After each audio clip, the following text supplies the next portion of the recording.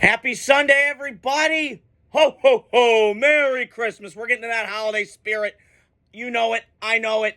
We're getting excited. I'm recording this while I got all the games going on. My Raiders don't play till 4:25, so I figured I'd hop on here.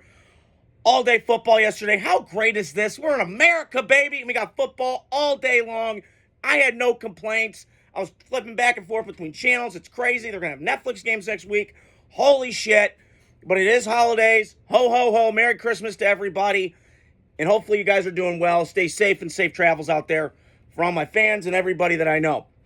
So, I wanted to start off. I got the two NFL games I want to hit, and then I just want to catch on all the college football, what I noticed yesterday. So, Texans Chiefs was the first window of game yesterday for the NFL, and I'll get to the Steelers and Ravens in a second. So the Texans Chiefs, to me, it was a tale of two teams to me. In Kansas City, they keep getting away with this. I don't know how, but they still are winning. They look good. They got Hollywood Brown yesterday back. They got Hopkins. They got some weapons now for Mahomes to play with. So that's a good thing. But the one thing I have concerns with right now is what's the health of Chris Jones. That ankle injury yesterday, really devastating in terms of what they do on defense. He was out for 2 games last year, holding out. And then they had the first game of the year against the Lions in Arrowhead to represent the Chiefs, obviously winning their Super Bowl against Philadelphia 2 years ago.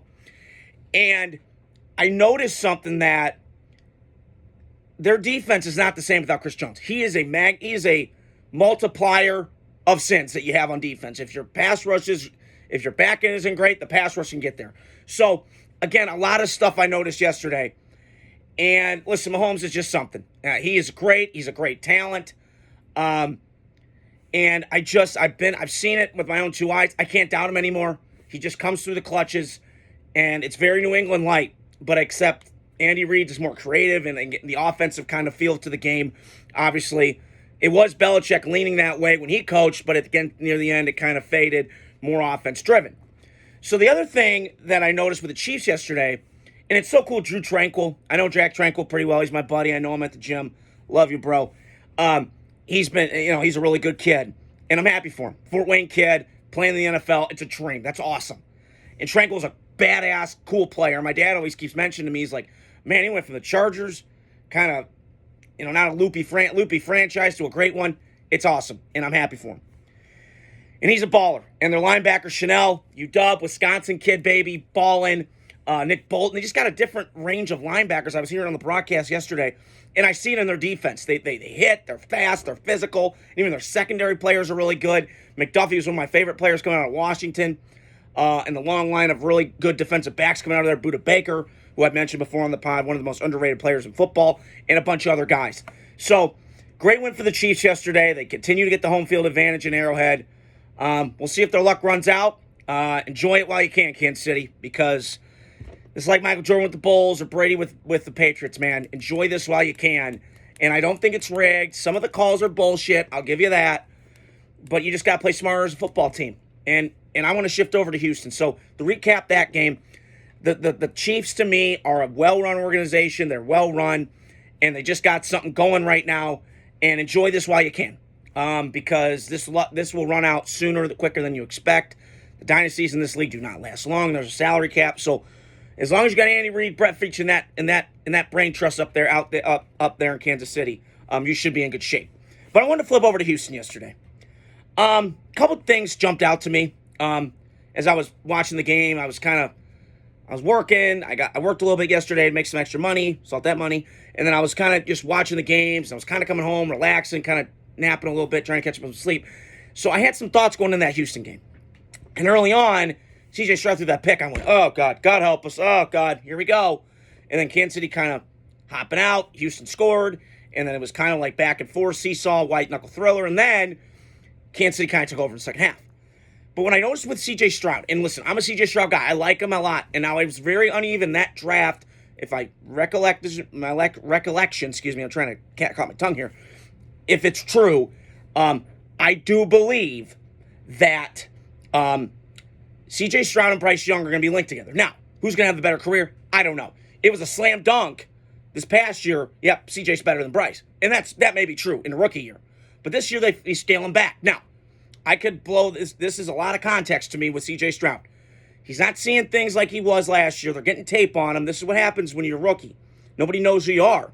And then second year, these coordinators get tape on you. Okay, this is what he doesn't do well. This is what he does well. Let's speed it up a little bit so he gets rattled. And I'm noticing with CJ, and listen, he's taking a lot of sacks this year. 45 to be exact. They showed it on the broadcast yesterday. I'm not exaggerating and not bullshitting.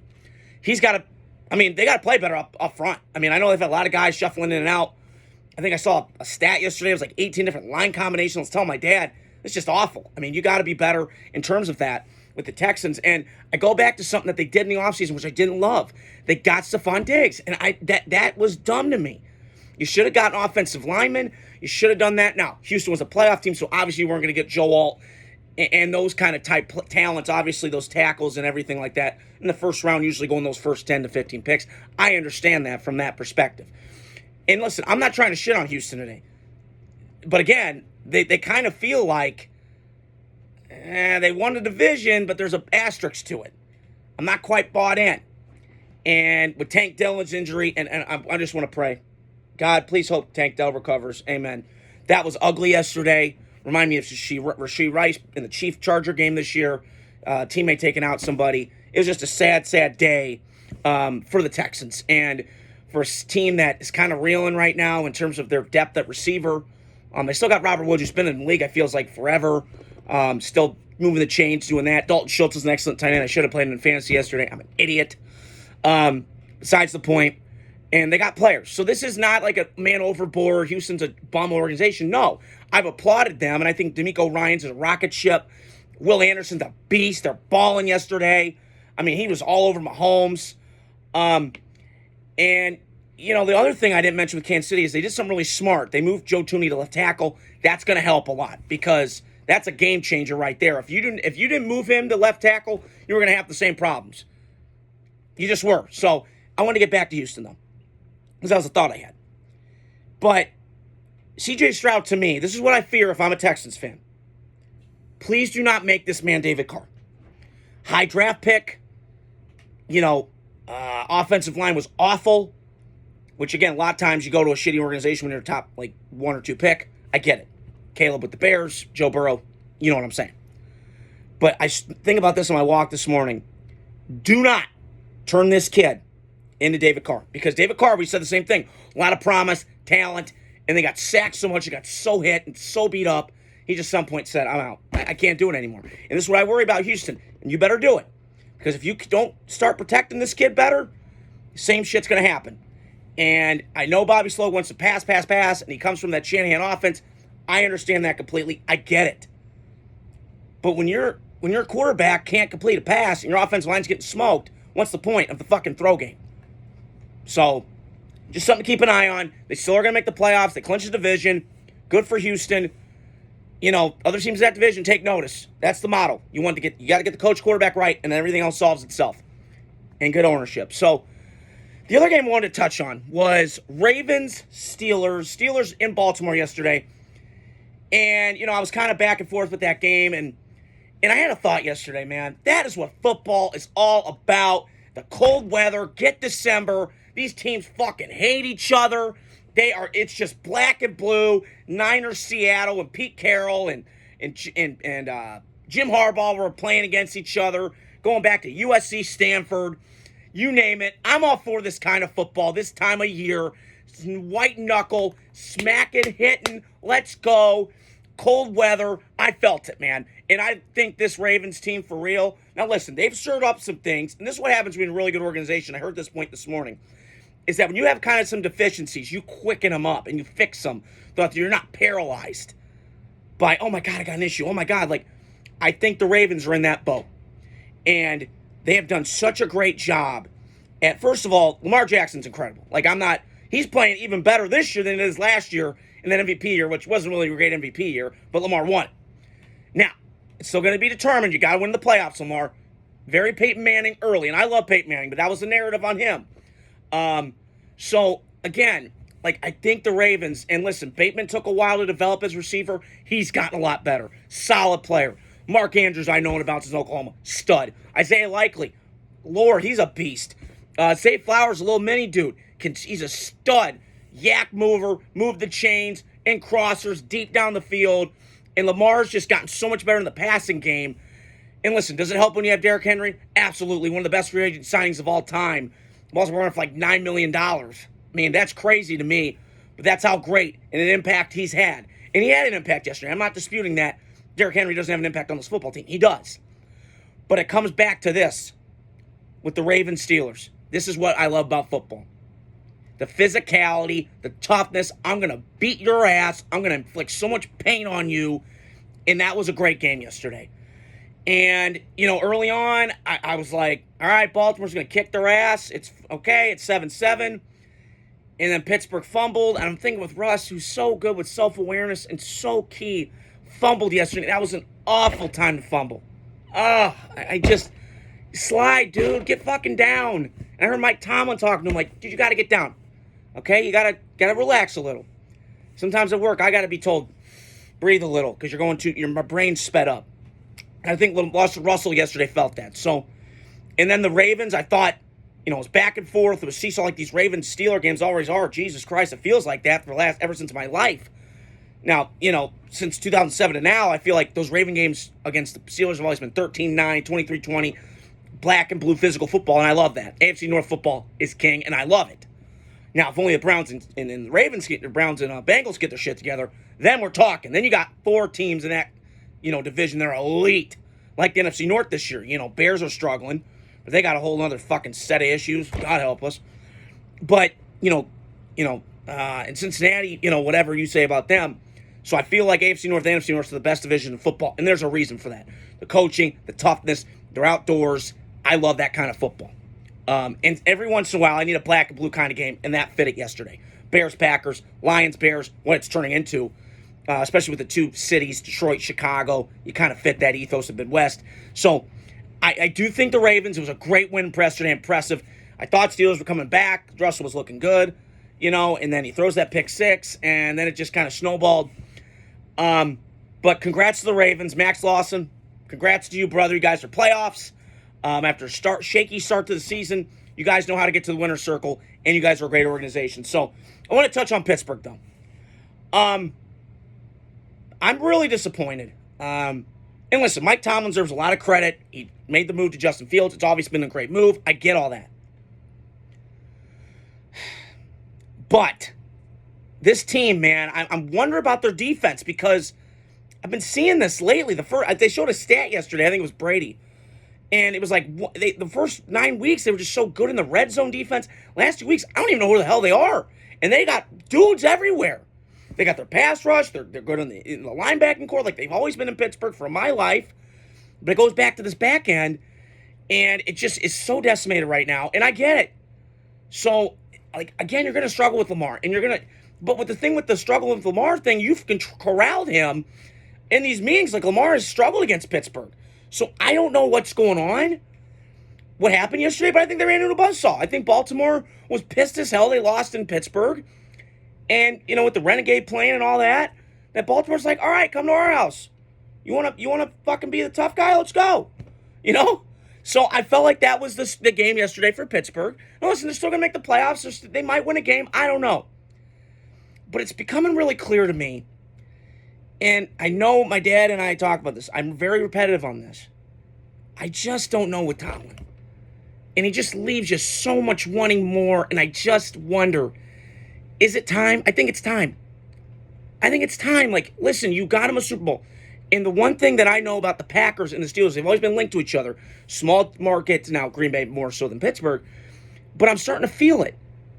Like, Green Bay's been more successful than you lately. They've been to playoff games. Now, I'm not saying they win the Super Bowl. It's been a while since both have won the Super Bowls. No question. But I'm saying Green Bay, and their philosophy and their approach, is more offense-driven. Get the offense coach right. And I'm not saying Pittsburgh's bum in that sense. They're not. But, man, I saw a difference, too, yesterday without George Pickens. I mean, that guy is the Nico Collins of C.J. Stroud. They have to have him, or else the stir, C.J. obviously is a shake, but he's the straw that drinks, that stirs it.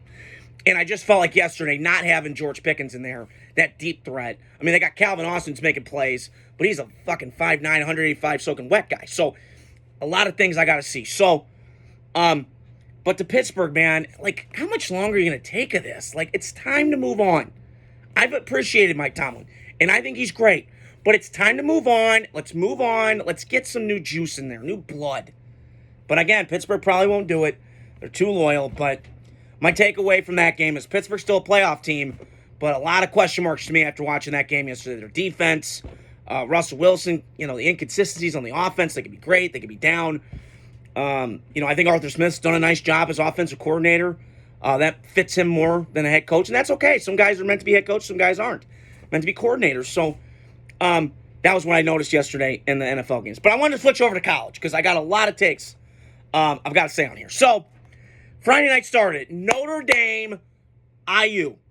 And what a badass atmosphere, man. These home field advantages in college football, are you kidding me? Notre Dame, under the lights, cold as fuck. Hell yeah! Let's go! Woo! Sign me up. I'm for it. Let's go. I knew a lot of people at that game, and I knew from the jump, man, the first 5 minutes of that game, Notre Dame's going to kick IU's ass. And, I saw the Notre Dame. I was coming home from the gym. I got home, and I missed a few minutes of the first game, but then I went back today and I watched it. And I just thought, first play of the game, and that run defense for IU was so good all year, and then Notre Dame just gashed it. And they have been a factory of NFL talent for as long as I can remember. Now, we can argue if they're overrated and all this. I get it. But Marcus Freeman knows what he's doing, and I think he's an excellent coach. And, can this formula translate? No, they got a lot of things formula-wise that I watch with Notre Dame, and I'll get to IU in a second. Is that I feel like Notre Dame has a lot of components that I really, really, really like. I love the physicality they have. I love the toughness on both lines of scrimmage. That Wiley guy at defensive end tackle looks like a J.J. Watt poor man's. He's just relentless, energy, all that. And listen, that Riley Leonard can have his moments as a passer, but when he's on and that run game's clicking, he just needs to complete some passes. They're a scary team. Watch out. Now, I'm not saying they're Lou Holtz's Notre Dame team. That's not what I'm saying. But they have a lot of components to winning football right now. Defense, run game, physicality, toughness. Those four, get you to win the circle. And it was just a cool atmosphere yesterday with Notre Dame, and I'm happy as a proud Notre Dame Irish fan. On the IU side, listen, I don't want to shit on Curt Cignetti, okay? Listen, I'm all for speaking your mind, being authentic. I let it rip. I'm kind of unfiltered sometimes. I say, fuck it, who cares? And I get it. And self-awareness does matter to me. But I am excited for IU football moving forward. However, I'm just going to be candid. Let's be honest. You shouldn't have been in that game.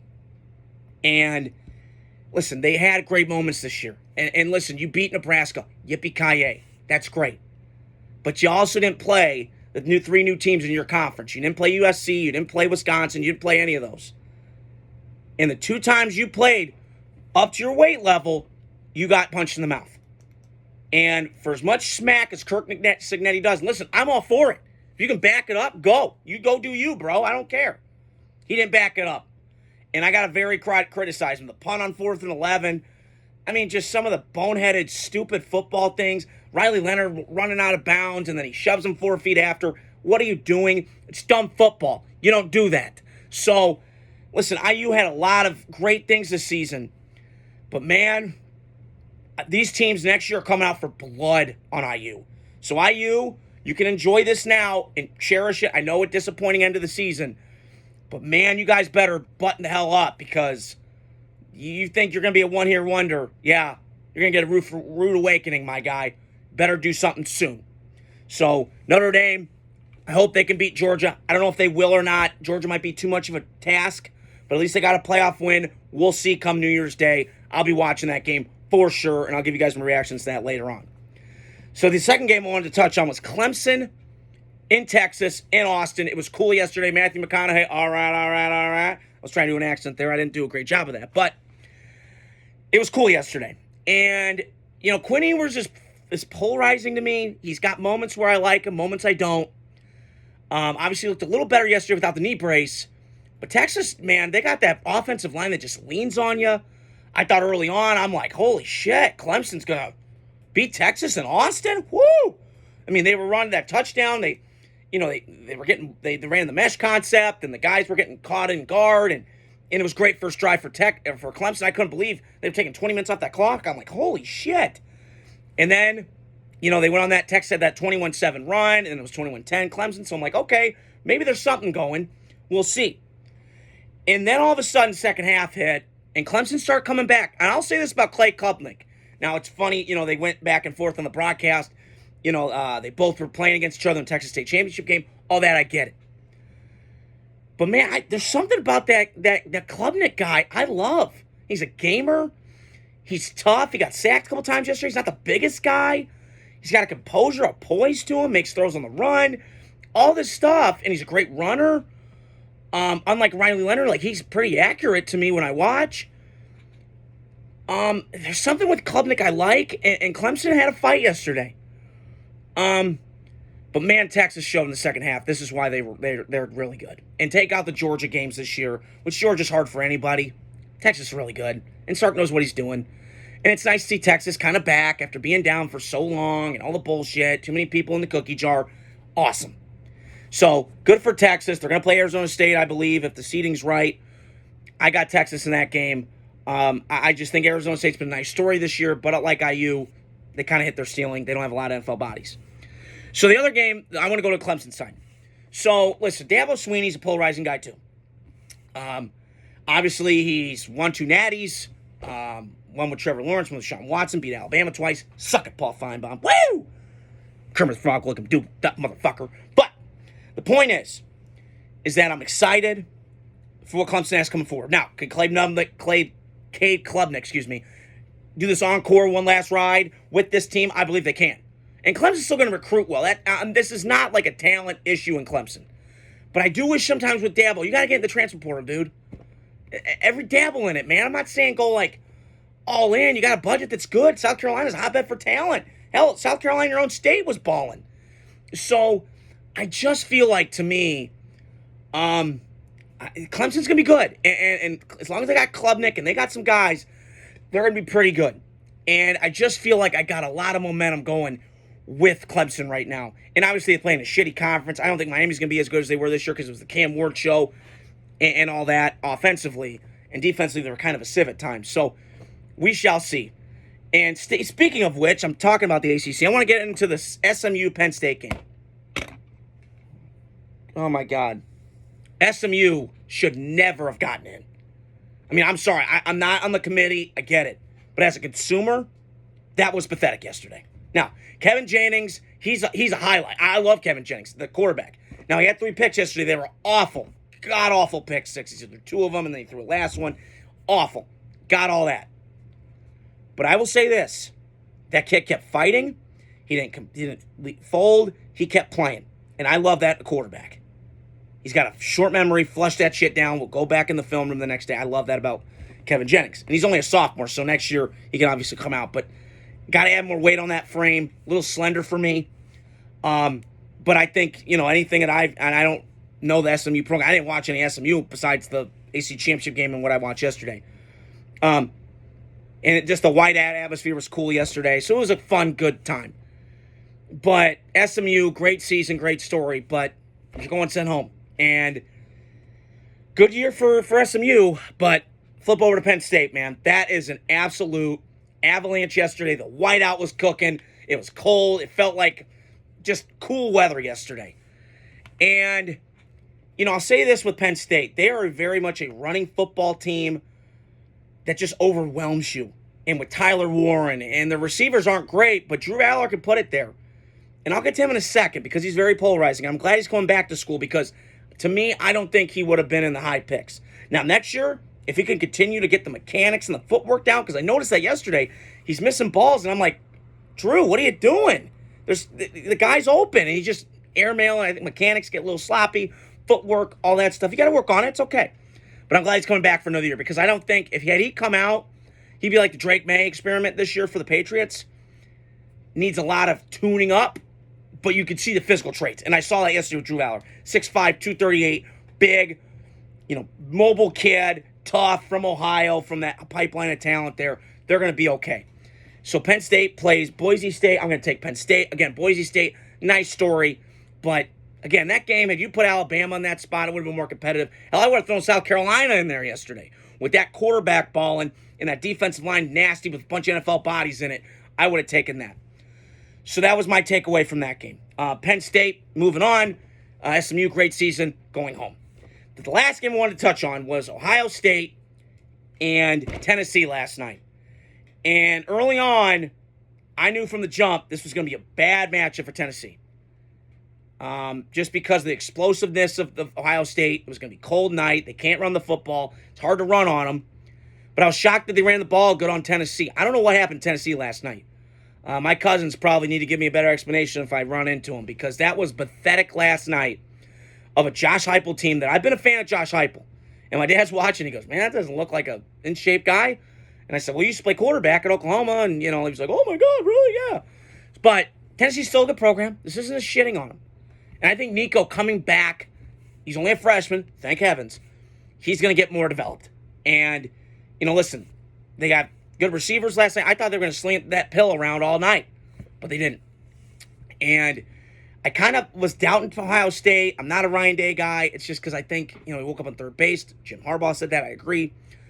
But last night proved to me Ohio State is still daddy in college football. They're always going to be a big brand. Notre Dame, Ohio State, it's not going away.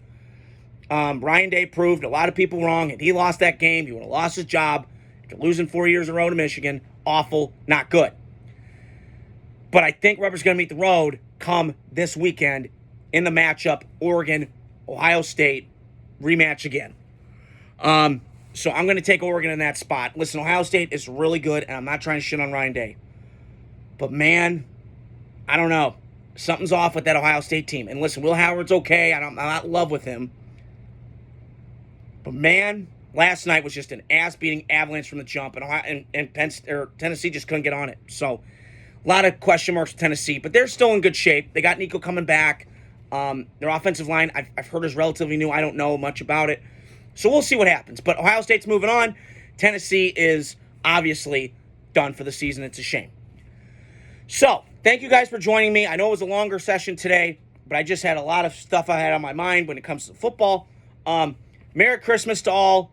Have a Happy New Year. Stay tuned throughout the week. I know Christmas is here. I got family shit going on. I'll stay tuned with the content. But talk to you guys soon. Hit the like, subscribe, share button on YouTube, Facebook, Instagram, all my outlets. And talk to you guys soon. Have a great Sunday.